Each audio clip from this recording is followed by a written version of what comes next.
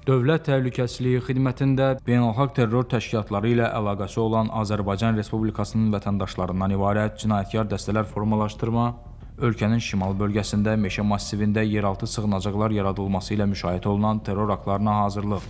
Bu məqsədlə silah-sursat, partlayıcı maddələr, texniki qurğular və digər zəruri ləvazimatlarla təchiz etmə əməlləri ilə bağlı başlanmış cinayət işləri üzrə kompleks əməliyyat istintaq tədbirləri davam etdirilir. Aparılan araşdırmalarla terrorçuluq cinayətlərinin törədilməsi məqsədi ilə yaradılmış dəstənin üzvləri olan Azərbaycan Respublikasının vətəndaşları Vüqar Nəcəfli, Camal Gözəlov, Tofiq Yusifli və Dadaş Həşimovun 2024-cü ildə Azərbaycan Respublikasını tərk edərək Pakistan İslam Respublikasının Əfqanistanla sərhədində yerləşən dağlıq ərazilərdə gizləndikləri təspit edilmişdir.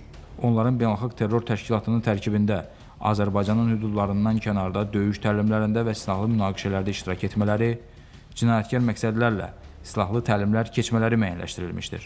Dövlət Təhlükəsizliyi Xidməti tərəfindən tərəfdaş xarici xüsusi xidmət və hüquq mühafizə orqanları ilə birgə həyata keçirilmiş əməliyyat axtarış tədbirləri nəticəsində barələrində istintaq aparılan adları qeyd olunan şəxslərin xarici ölkələrin ərazisində ələ keçirilərək Azərbaycana gətirilmələri təmin edilmişdir. Telegram kanallarında mən dəfələrlə işlədiyim videolarına baxırdım.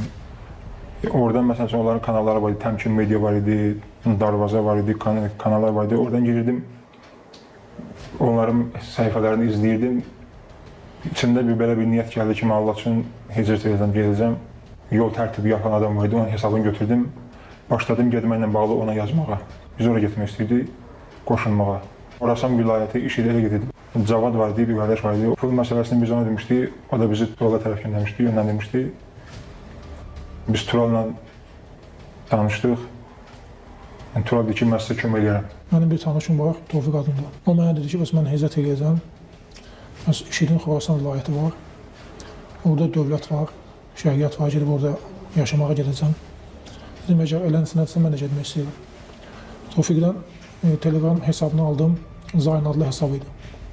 Və ona yazdım. Pasportumu hamısını hazırladım və getməyə yol pulum yox idi. Yol pulu axtarırdım, tapamırdım. Cavad adlı bir şəxs mənə dedi ki, bir nəfər var, sizə pul kömək eləyəcək. Tofiqlə mənə həramızda 2 min. Getdik, pul götürdük, Tural adlı bir şəxs vardı. Lazım olan əşyalarımızı aldıq, çıxıb getdik. 2024-cü ilin may ayında Pakistana getdik. Oraya getdikdən sonra 2 ay müddətində Beluçistan əyaletində olduq, dağlıq şəraitdə. Orada olduğumuz müddətcə təlimlərdə iştirak elədik. Pakistanda bir neçə şəhərlərdə olduq, İslamabad, Karachi, Lahor. Sonra Kuveytəyə gəldik, Kuveytə şəhərinə. Kuveytə şəhərində bizi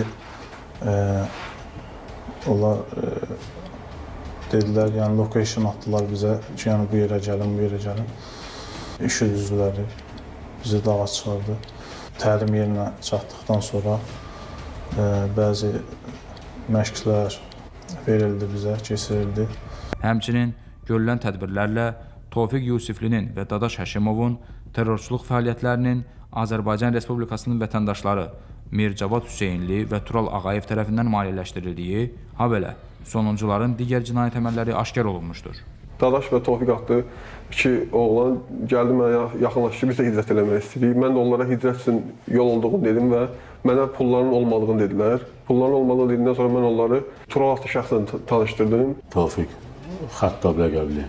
Gəldim, oturmuşdum bir çayxanada, yaxınlaşdı ki, bəs çıxıb gedirəm Azərbaycandan, çıxardıb 4 min manat pul vermişəm onlara.